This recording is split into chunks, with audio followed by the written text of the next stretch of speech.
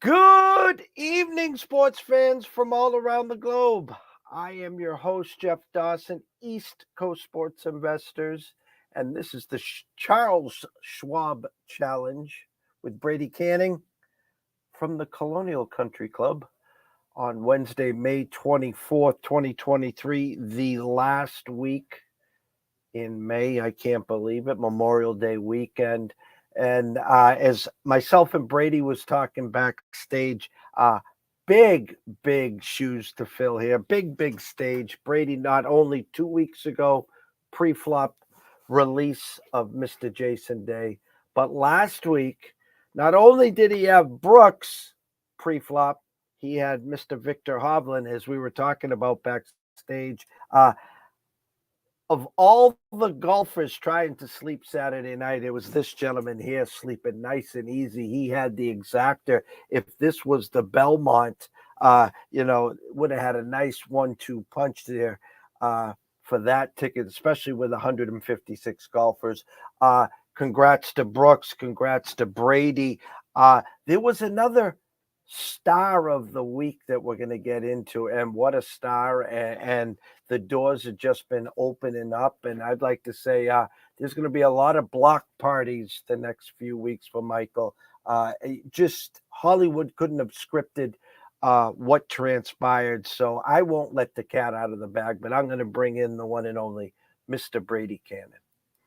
Mr. Dawson, how are you? Yeah, you're right. The pressure's on 2 weeks in a row, and Jason Day at the Byron Nelson, Brooks Koepka at the PGA. And you're also right. I was pretty excited Saturday night, Sunday morning, feeling like, it's certainly not a guarantee, but I felt pretty darn good about either Brooks or Victor Hovland getting home. And I was rooting for Victor. Obviously, Brooks has done this before, and hats off, a remarkable accomplishment. Now 5 majors, including 3 PGA championships, but would have been pretty cool to see Victor Hovland win his first one, but he's probably not that far away. It's funny because if we play the tapes back from the last 2 months of you and I doing shows here, there was a lot of, are we playing or fading the live golfers? That was the thing.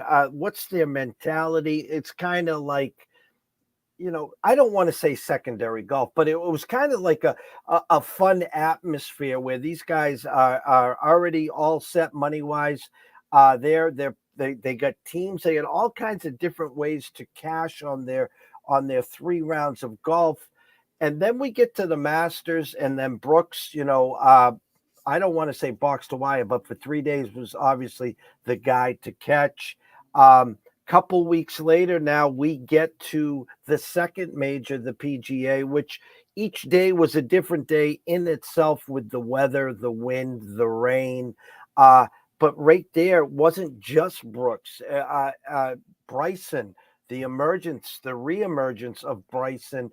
What was your thought process watching the 4 rounds and seeing how well the live golfers were performing? Well, you go back to the Masters, it wasn't just Brooks. You had Phil Mickelson and Patrick Reed. There was really, I believe, about 5 guys maybe that finished inside the top 20. Mito Pereira had himself another good PGA championship this year for the second year in a row after, falling hard on the 18th or 72nd hole, I should say, at Southern Hills last year. And then, of course, as you mentioned, Bryson back in the mix. DJ got off to a great start and then really fell off. Patrick Reed, once again, had himself a good major championship. And I think that's about kind of where it begins and ends, with the live tour. Maybe you've got half a dozen guys. Cameron Smith played well here at the PGA. Cameron Smith, Brooks Koepka, DJ, Patrick Reed, Mito, and then maybe you're going to get a one-off here and there. But I think for the most part, that's one thing we have consistently said here on the program, Jeff, is, there's probably half a dozen guys you need to take seriously. And after that, not so much. And specifically for this PGA championship, I mean, Bryson was not on my radar. I don't think he was on anybody's radar because he had been playing so poorly. He was in such a slump. But it makes absolute sense. We went over all of our correlated courses. One of the reasons I was on Brooks is because I felt it was so similar to Bethpage Black in 2019 when he won the PGA there. I think it turned out to be similar. You had to be, you had to be long, you had to be accurate. A big, burly, big boy golf course was Bethpage and was Oak Hill for sure. And that's the type of player that we saw rise to the top. Scheffler, Hovland, Koepka, and Bryson. Bryson winged foot in 2020, where he won the U.S. Open, was another one of our correlated courses. And all the guys that we had picked had done well there. Xander Schauffele, Tony Finau, that type of thing. So in that sense, it was not surprising that Bryson did well on a course that pairs up real well with where he won his only major championship. But the fact that he just came out of the woods and all of a sudden started playing great golf, that was the surprise. I don't think he was on anybody's radar last week for the PGA. But, I think we learn more with every major championship that goes by, and maybe it's time to start paying a little bit more attention to these live events. And I tell you, I have not, I've seen a little bit of coverage, but I basically have not watched a single one.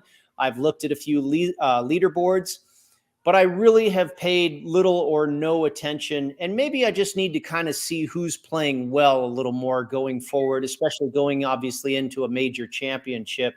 And maybe that'll give me some tips on who might be firing at the right time. You and I talked about this backstage as well. Brooks Koepka wins the week before on the Live Tour, competes at the Masters all the way till the bitter end. DJ wins the week before the PGA Championship and got off to a hot start. I kind of said, here we go again, but he fell off after that. So, I'm not a fan of the live golf. I don't like the format, whatever. But from a handicapping standpoint, when we get to the major championships and these guys are involved for the near future anyway, maybe, it is in our best interest to just pay a little bit more attention to what these guys are doing on a, bi-weekly basis, I guess you would say. Back before Live, the run and the major run that Brooks was on, he was just an auto bet on the majors. You just set him and forget it. He wins. I know, obviously, with most books now, you can go top 5, 10, 20s, whatever you want to do. With his play at the Masters and now at the PGA, I would assume the assumption, again, moving forward, you're not going to get those, 40 to 1s. You're not getting 22, 23 to 1s. I would assume he will definitely be the leader in the pack for the live side. I'm not saying he's going to be Scotty Scheffler, John Rahm, Rory prices, but you won't see a number, I would assume, in the majors moving forward with the 2 in front of it, correct? Yeah, not for a while anyway. I believe he came out at 18 to 1 for the US Open, and that's probably a little low for my blood. Is he going to win? Is he going to finish runner up and basically be the 54 hole leader, nearly the 72 hole leader, then win again? I doubt it. Again, I have not dived into Los Angeles Country Club just yet. I'll probably do that this weekend and start my research for the third major of the year. But I would be a little surprised if Brooks made my card, especially at that number, at 18 to 1. Maybe certainly you play him for a top 20 or something like that, but we will see. Time will tell. I know this is going to be a different golf course than obviously than Augusta National and Oak Hill Country Club. Max Homa happens to have the course record there. I think he shot a 61, I wanted to say, some ridiculous number. And I think it may kind of cater to more of the West Coast players here. Max Homa, California guy, Colin Morikawa. John Rahm plays exceptionally well in the state of California. Xander Schauffele. So, Patrick Cantlay. Patrick Cantlay was, a real mover in the market for the PGA Championship and got off to a slow start and kind of, had some resurgence a little too late. But he's another California guy that does really well on the West Coast, and maybe it'll be his time come the U.S. Open. But I'll probably be staying away from Brooks Koepka in Los Angeles. That would be my first reaction. Brooks is the number one topic, obviously, of the PGA looking back. The second one, which I probably put above Brooks, even though Brooks won. I think I agree with you. Michael Block. The story, I'm going to let you tell the story. But Hollywood couldn't have scripted the hole in one on 15, airmails it, and Rory comes up to give him a high five and a hug, and he didn't even know it went in. And then to get to 18, needing a par for to be able to come back next year and to hit that the second shot high left into the junk. That reminded me, of course. And then to get up and down, and again to see the emotions, to see Rory coming up after him. Talk about Mr. Block in the weekend that he had. Well, I tend to agree with you, Jeff, that he really probably was the story. I mean, you absolutely don't want to discredit Brooks Koepka's fifth major. He joins elite company, and hats off to the man. And you have to congratulate any winner, but now this is a multi-time winner, and that's an obviously tremendous accomplishment. But I think Block was the story. Like you said, if you put a movie script together and then the guy says, wait, a hole in one, no, that's over the top. We can't do that. That's too much. It was really something. He really, I think caught the hearts of America and the world on the very first day when he did that walk-along interview with Scott Van Pelt. He was so sharp, had a quick wit.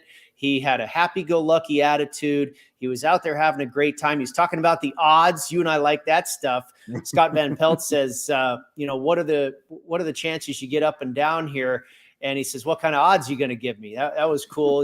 So he was just a great character. And then it continued on out through the week. And then, at the cut, he's top 20. That's like the highest since 1968 or something like that. Pretty soon he was top 10. And then eventually he lands top 15. And, Sunday, and you can just kind of see this as a movie. Who are you paired with today? Oh, Rory McIlroy. I mean, come on. And the hole in one, like I said, the hole in one was over the top. I couldn't believe it. I was out of town for the weekend watching with my family, and, everybody's screaming. And I said, I think he just made a hole in one. I mean, it was unbelievable.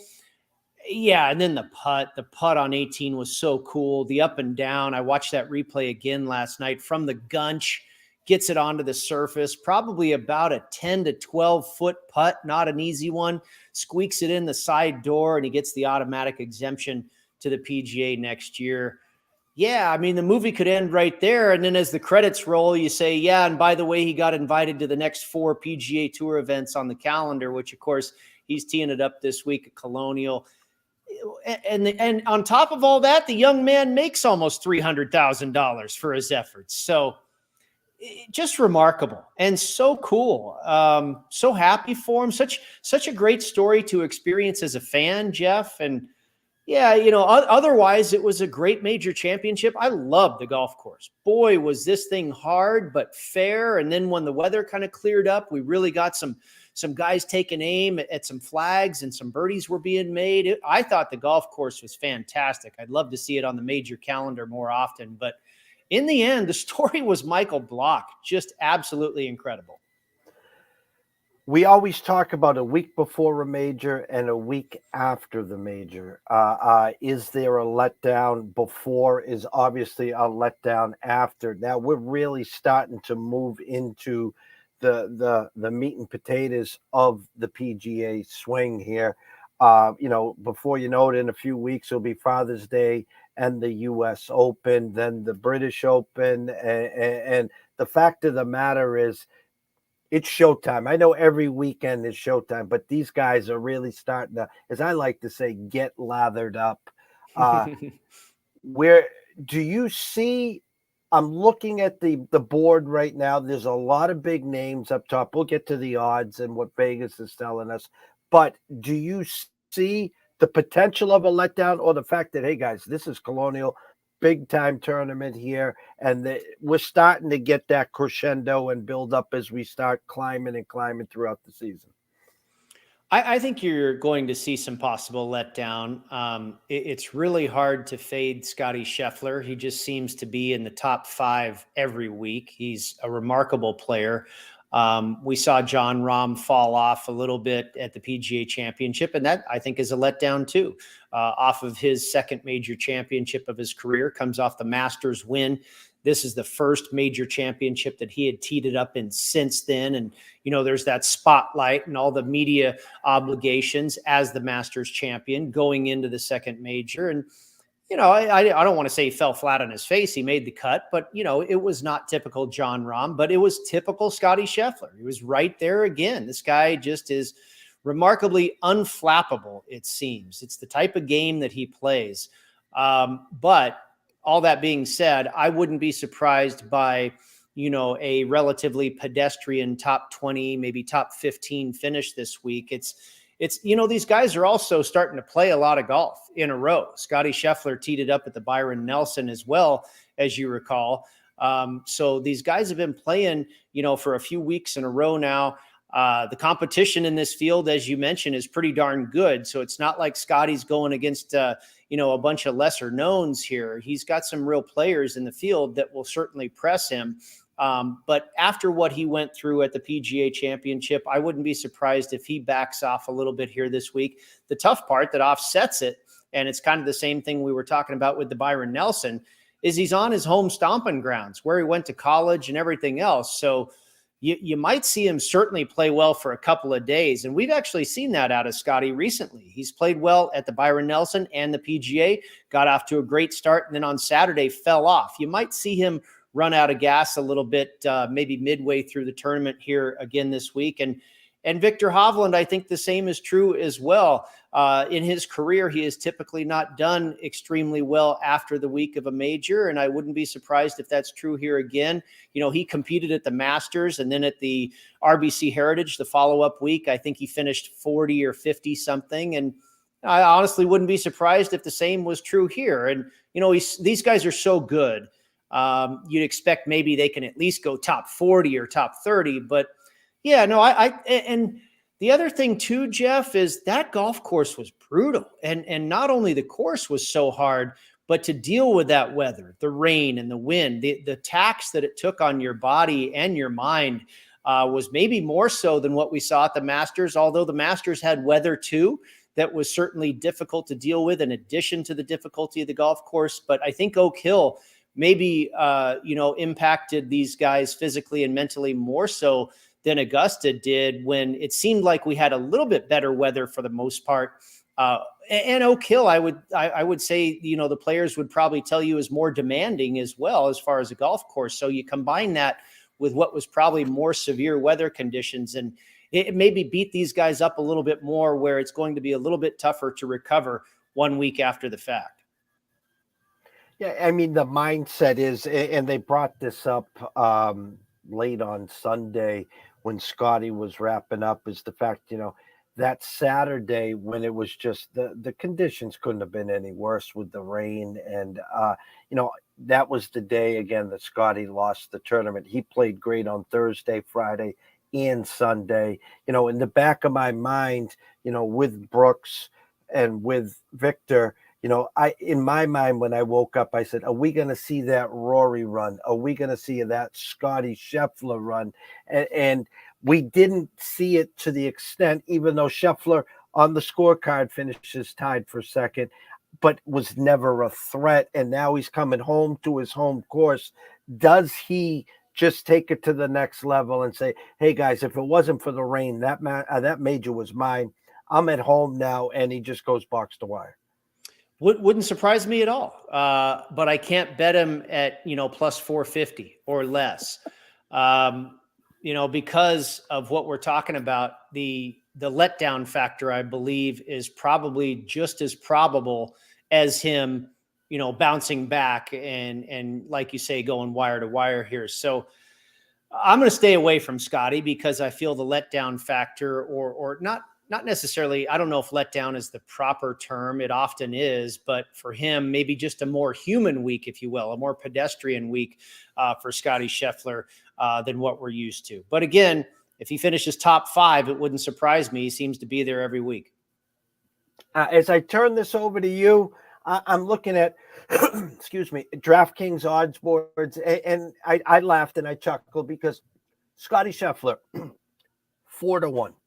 And then you got Tony Finau and Colin Morikawa at 14-1, Victor and Jordan at 16-1, Sung Jae at 2,000, Max Homer at plus 2,200, Justin Rose at 2,500, Tommy Fleetwood and Ricky Fowler at 28, and then I'll end with Sam Burns at 3,000. And we talked about this last week with the two big favorites of Scheffler and Rahm. I'd rather get 2 or 3 swings further down and have one of the favorites beat me. And I would assume that's going to be the same approach this week. Yeah, it is. I mentioned I stayed away from Scotty, and I really didn't touch any of the guys in the 20 or 30 range either. I went all the way down to 40 to 1 for my shortest shot this week, and that was Russell Henley. I took a stab with him last week as well. I thought his driving accuracy would give him a shot on this golf course at Oak Hill. But now, obviously, we go to a much smaller track where his driving accuracy absolutely is a threat, and he ought to be able to keep up with the big boys here. He is number 1 in this field for good drives gained. Like I say, the very most accurate driver of the golf ball on the PGA Tour this year. And he's also done well at the correlated courses. I looked at Austin Country Club, where they have the match play. I looked at YLA Country Club, where they have the Sony Open. I looked at Harbor Town, where they play the RBC Heritage. And then I also looked at Sea Island, where they play the RSM Classic. And Russell Henley has a number of top 10 finishes at Sea Island, at Harbor Town, and has won before. Also, I believe a possible cup. No, I take that back. Just has the win at the Sony Open. So he's done absolutely spectacular on all these correlated courses. And I think this golf course makes a lot more sense for him. At a huge number last week, I think it was 125 to 1. I thought he made some sense, and he missed the cut by 1 shot. Who knows what would have happened? Not that he was going to win it, but maybe we could have cashed a top 20 bet if he makes it into the weekend. Well, now we've got a golf course that is obviously catering to Russell Henley's strengths. So I took him at 40 to 1. Chris Kirk at 42 to 1. Who has won here at Colonial before and has also won the RSM Classic. And this is the guy I was getting mixed up with Henley. Kirk has 2 runner-up finishes at the Sony Open. He is number 1 in this field for hole proximity from 125 to 150 yards. That's where you're going to see a lot of the approach shots come from this week, between 125 and 200. Chris Kirk, really good from 125 to 150. Also spot on the par 4s. The par 4s, obviously a par 70 this week. They make up the bulk of the holes, and the length of those par 4s is going to range from 350 to 450 yards. And Chris Kirk, one of the best in strokes gained in the field on par 4s of that distance.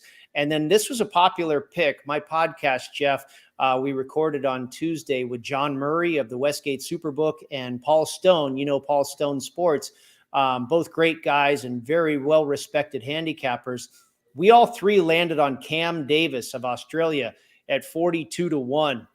Just had his best ever finish in a major, finished 4th at the PGA Championship, and also finished 7th last year at Colonial. Also has a couple of top 10 finishes at Harbor Town for the RBC Heritage. So, he fits the bill. And we talk about the letdown with Scotty or Victor Hovland, who I really think went through the ringer, and Victor Hovland trying to win his first major. Scotty obviously has a major under his belt, but he's in that league, if you will. Cam Davis, this was new territory for him. And I think it's a little bit different, where he's probably thrilled with his performance and it motivates him and is possibly a springboard for maybe weeks to come, or at least maybe the following week, like I say, at the very least. So I expect he's probably riding a little bit of momentum here, a wave of momentum into Fort Worth, Texas, is Cam Davis, where he knows he's played well before. So I think he makes some sense here. He fits all the skill sets as well. And like I say, he's got a good history, not only here, but at the correlated courses as well. And then I played Siwoo Kim at 47 to 1. And he's another guy that kind of fits the bill for this type of golf course. And we didn't really explain the course, but very narrow fairways, tree lined, dog legs in both directions, small greens, kind of a polar opposite from what we saw last week at Oak Hill. And it's kind of the same thing when we transition from the Masters to Harbor Town. You go from this big beast of a golf course in Augusta National to Harbor Town for the RBC Heritage, a small, tight, tree-lined, dog-leg, small green golf course. Kind of the same transition here that we saw after the first major of the year. So, we kind of shift from the big boy brute bomber players in Brooks Koepka and Tony Finau. Now we're down to the shorter knockers and Chris Kirk and Russell Henley and that type of thing. And Siwoo Kim fits. He's got a runner-up finish at Harbour Town in his career. He also just earlier this year won the Sony Open. Nick Taylor. Now I got into a couple of long bombs here. Nick Taylor at 90-1. He finished top 30 here at Colonial last year, top 25 at Harbour Town, and also has a 7th and an 11th place finish at the Sony Open in Hawaii. Very good putter, very good on the par fours from 400 to 450 yards, and a great short game, 15th in this field over the last 36 rounds for scrambling. So I think it's possible he can make some noise. He missed the cut at the PGA, so he's had a couple of days of extra rest here. And then finally, my longest bomb, Hayden Buckley. And we were on him for a first round leader last week at the PGA, and he flirted with it for a minute. He had it to 2 under, I think, through about 9 holes and was chasing Bryson down, but obviously made a few bogeys there, but ended up with a very strong finish at the PGA, finishing 26th. And this is a guy that, is not one of necessarily the elite players in the world. And he's getting a lesser field here at Colonial, still a strong field, but nothing like what was the strongest field at the PGA, where he finished 26th. He's 5th in this field over the last 36 rounds for good drives gained, 5th in this field last 36 rounds for greens in regulation gained. He's an excellent driver of the golf ball. I took him at 100-1. He also has good finishes at the correlated courses as well. He's got a runner-up and a 12th place finish at the Sony, and he just recently finished 5th at Harbour Town. So those were the 6 guys I landed on this week. And like I say, I didn't go very short at all. I started at 40 and ended up in triple digits at 100-1.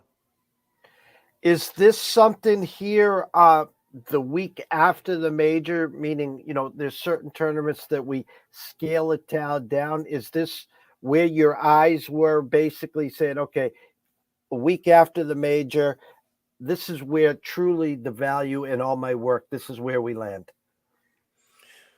Now, are you saying I dumbed down the risk this weekend, or I'm accelerating this weekend? That was my question in regards to, there's some tournaments that we will just tone it down for certain circumstances. A week after the major here, I love all your plays. I love where your eyes are. For the average person watching and listening, they're probably sitting there scratching their head saying, well, I didn't hear a Scheffler, Finau, Morikawa. Right. They're going all the way down, and they're saying, Brady, I know you've won the last 2 weeks. We love you to death. Who are these guys? Well, it's more of a stab, obviously, but those guys that are at the top of the board, they all went through a grueling week last week, and it's hard to. Especially Scheffler at 4-1 or plus 450. That's really hard to do. Paul Stone, I mentioned, a guest on my podcast this week. He took Jordan Spieth at 15. This is another hometown guy and a University of Texas alum, just like Scheffler, typically plays really well here. He's won here before.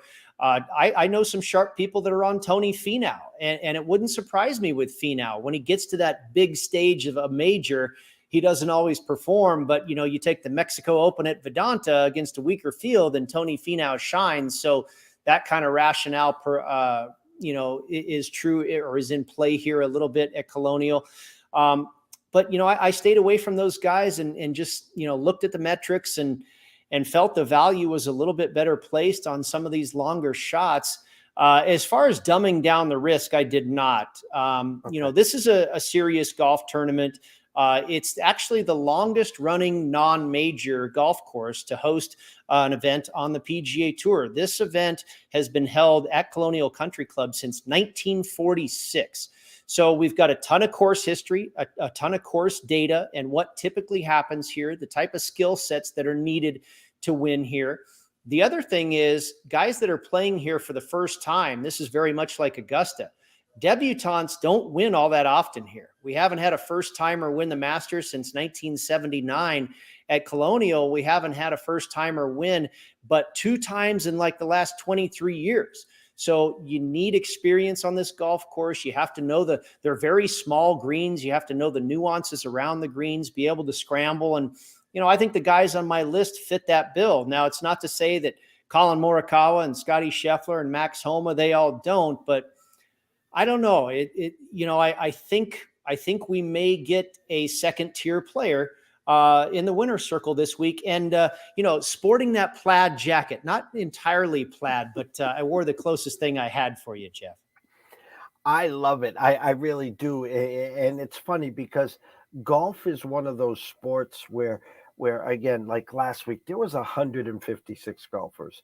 And again, you cannot play golf pre-flop with one ticket. You see these guys with 500, 1,000, trying to be the funny guy. Here, I told you I got it. Well, they didn't show the other 20 in his pocket, So there's only one winner. And when you pop one of these 40, 45, 50, 90, 100, those the cherries of all cherries on top. Absolutely. And I also wanted to mention, you mentioned 156 players in the field. This is an invitational, so there's only 120 players in the field. And I think that makes it even a little bit better for some of these guys that I called second tier. They're, you've got your top 30 players in the world, what have you. Russell Henley is actually a top 30 player in the world, and Chris Kirk's not too far behind. He's top 50. So is Siwoo. So, a lot of these guys on the list here are top 50 players in the world, if you don't realize. But when we shrink the field like that, and you do have a Scotty Scheffler and a Jordan Spieth and a Morikawa and a Finau, all these guys in, single digits or less than 20-1, you start getting guys like Chris Kirk and Russell Henley that are absolutely elite, top 50 players in the world, and you can get them at 50-1. So it's like going to the store, Jeff, and this. You're obviously a seasoned veteran at handicapping and sports betting. If you see the loaf of bread there going for 50 cents when it normally goes for $5, bang! I'll take Russell Henley at that price. Thank you very much. So that's kind of the way you have to go about it sometimes. Before we get to the first round leaders and the head-to-heads, you talked about Jordan Spieth. Again, UT, hometown. Any worries? He just went through a week for, the PGA, the weather, the whole 9 yards. Where are you hearing anything about the wrist? Is he fine? Is this one of these? I think if it wasn't at Colonial and at home, and I'm not Jordan, I haven't heard anything, but I would have assumed a week or two off would have been a lot better long-term for this year. Is it the fact that it is home to Colonial that he's going to give this a shot? I think it's a great point you make, and probably a big part, if not the only reason that he is there. And the other thing is maybe he kind of wants to continue to work it out. Maybe he feels that the wrist is better with activity. I don't really know the diagnosis there. But I think it's probably a strong conclusion there that if this was somewhere else other than Colonial, where he's a past champion and where it's close to home, and he's obviously a big-time fan favorite there, that maybe he would be taking the week off to rest some more. I don't know for a fact. Like I said, Paul Stone is on him. I certainly respect Paul's opinion, and Paul is a native Texan, so he could have his ear to the ground a little more there locally, and maybe he's heard some rumblings that Jordan Spieth is just fine. I can't imagine he would put his money where his mouth is if he thought if he had some questions about Jordan Spieth's wrist. Now, I know, John Murray, my other guest from the Westgate Superbook here in Las Vegas, he and his team at the Westgate did still have some questions about the wrist. So we don't know. I'm glad he's here. I hope remains healthy. I hope he does well. I love to watch Jordan Spieth. I think he's one of the more entertaining players on tour, but hopefully he finishes second or third. The man with the magic beans around the green. I've never seen anything like it. So first round leaders. Yeah, first round leaders. I took 3 stabs this week, and I started with Sungjae Im at 33-1. And Sungjae was awful at the PGA Championship. On the first day, he shot an 80. He followed that up with a decent round, a 73. But needless to say, he missed the cut. So he's got a couple extra days of rest here. If you look at what he's done on tour, he is 19th for strokes gained putting on bent grass the last 36 round, 19th in this field. He is 40th for strokes gained approach. He is also 13th on tour in birdie average, 19th in driving accuracy, and 13th for strokes gained off the tee. Also, he is 17th in first round scoring average. So all the stats are there that set up really nicely for this golf course. Also, he's played Colonial 4 times and has a 10th and a 15th place finish. So he's done well here in the past. He's got those, what it takes to get out to the lead early. I wrote this up in my column for the PGA Tour, just came out earlier today. Last week when I was trying to land on a first round leader, the handicap felt the same as trying to land on the guy that was going to win the whole thing. You had to do everything well. And I didn't feel like it was possible to just isolate a couple of areas where we could maybe put together a fiery score, lickety split. This week, I think we can go back to that. And the two areas that I focused on this week were strokes gained approach and strokes gained putting.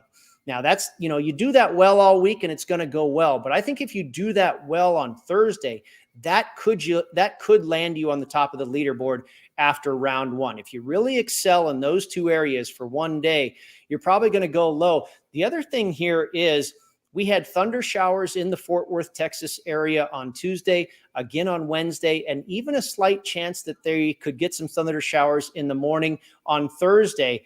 But by the time this tournament is in full swing, these guys, I think, are going to be presented with a softer, more gettable golf course and could be throwing some darts into these greens. And what I did with my 3 first-round leader plays, I played 2 guys that tee off in the morning wave. Sunjay tees off in the late wave. I think the scoring conditions are going to be good all day. The morning guys may have a little bit more of an edge, though, where they get first crack at that soft golf course and no wind to speak of in the forecast at all. No wind until Sunday when it gets all the way to 12 miles an hour. Just no real wind at all for this golf tournament. So I think you're going to be getting some scoring early and often. And like I say, strokes gained approach and putting could be the 2 key areas that get you out to an early lead on Thursday. I also went with Tommy Fleetwood at 33-1. Very good in strokes gained approach. If you look at his last 6 starts, he has 2 top 5s and 2 top 20 finishes, playing some really good golf right now. He's 40th on tour for strokes gained approach, and he is 10th in this field. He is 40th on tour in strokes gained putting and 10th in this field for the last 36 rounds for strokes gained approach. So Tommy Fleetwood not only hits on those 2 boxes, but playing some really solid golf as well right now. Just finished 18th at the PGA Championship. And he kind of falls into that category for me where a little bit like Cam Davis, where he's very proud of his finish. Obviously, Tommy Fleetwood more accomplished in his career than is Cam Davis, but Fleetwood maybe not satisfied with the 18th finish, but probably feels pretty solid about it. But at the same time, he wasn't in the thralls of the grind, wearing himself down, trying to capture that Wanamaker trophy like a Hovland, like a Scheffler, like a DeChambeau, where maybe he's feeling some fatigue on the follow-up week. Fleetwood just had a very steady week, basically shooting in the low 70s, did have 1 round of 68, just a real nice steady week for Tommy. So I think he's fresh and ready to rebound coming in. Also on a similar golf course earlier this year, the Valspar Championship at Copperhead, another narrow course that dog legs and, ball striking, all that good stuff is at a premium like it is here.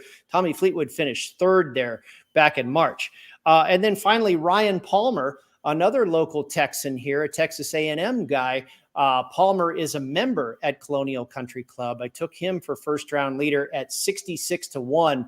In his career, he has had 4 top 6 finishes here at Colonial. Now, the strokes gained approach is very good.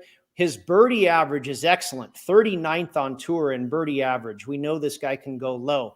The putting is not elite, but it's pretty solid. But like I mentioned, the guy finds a way to make birdies. And on his home course. I don't always like to bet a guy on his home course, but he's been here so many times in his career. This is old hat to him at this point. And I think he definitely has the ability to go low. It was back in 2013, I believe, that he opened here at the Colonial Country Club with a 62. So he's done it before. I'll take a 62 out of Ryan Palmer tomorrow. On back to him for 1 second. Correct me if I'm wrong. 2 weeks ago, wasn't he playing in like South Korea or Japan? Yes. Or somewhere? And they were talking about the actual jet lag for him to go from there right all the way to New York. Might have been a reason why he struggled out of the gate. So the couple days off, I love where your eyes are there to get refreshed, refocused, and could get that good jump stop from him tomorrow. Yep, absolutely. And I'll give you my head-to-head matchup as well. I just played one this week, and Okay. A word to the audience here: you don't have to play 5 or 6 every week. It was just the one I found that I liked, and I think if I was going to try to do any others, it was a little bit of a stretch. So I just said I'll take the one I like the best, and we'll move forward. And that was Sungjae Im at even money over Victor Hovland. And this is kind of what we've been talking about a lot. Sungjae Im, possible fatigue coming off of the, transatlantic schedule he had there before the PGA. And then Victor Hovland, possibly a letdown after, being really and absolutely the thick of it all the way down to about the 70th hole of the golf tournament or so before Brooks finally put his hands around the Wanamaker Trophy. So I think a couple of different handicapping angles here where Im misses the cut, has the extra rest, Hovland the possible letdown, and Im is an underdog to Hovland. I can understand that, but I think, in the mind of us bettors and handicappers, maybe Im should be favored here given the situation. I am so glad me reading the market, and you told me you had this at even. I would think the public would be running to the window punching tickets for Hovland because they remember what they saw last. And I think you just found a gem, absolute gem on that one. I love that one there. Great eyes as always there. Next week, where do we end up next week? It's a beauty, man. And I tell you, this is what I touched on in both my column for golf.com and the PGA Tour. It's a pretty cool run here that we've been on in years past, and we are currently. 2 weeks ago, we were honoring Lord Byron Nelson. This week, Colonial Country Club, Ben Hogan won here 5 times. They have dubbed it Hogan's Alley. And then next week, we go to Jack's Place. It is the Memorial, of course, Memorial Day weekend this weekend, and then we roll into Memorial Week, Muirfield Village in Dublin, Ohio, and that's an elevated event. Big boy golf tournament is the Memorial. So 3 out of the last 4 weeks were representing Byron Nelson, Ben Hogan, and Jack Nicklaus. Kind of cool. Doesn't get any better than that for sure. The scroll has been going the whole time, Brady. Anyone watching and listen, first of all, thank you. Shout out to TJ. Go follow Brady at Las Vegas Golfer, at golf_com, at GolfBet. You can get his work, PGA Tour. He will be on Sports Grid TV later tonight. And of course, please, Heat Strokes Pod.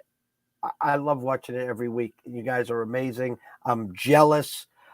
Anywhere else that they might be able to find your work, Brady? I think you nailed it. Yeah, the Heat Strokes podcast was pretty cool this week. Check that out. The executive director of Race and Sports at the Westgate Superbook, John Murray, a friend of mine, he was the guest. And then Paul Stone contributed with his picks as well. I mentioned the article I wrote for the PGA Tour earlier today, golf.com. And then, of course, Sports Grid coming up later this evening. I'll be on there a little bit earlier, 9:15 Eastern time tonight. I'm usually on at 10:15, a little bit earlier tonight. And then, of course, for all the updates and everything that's going on, at Las Vegas Golfer on Twitter.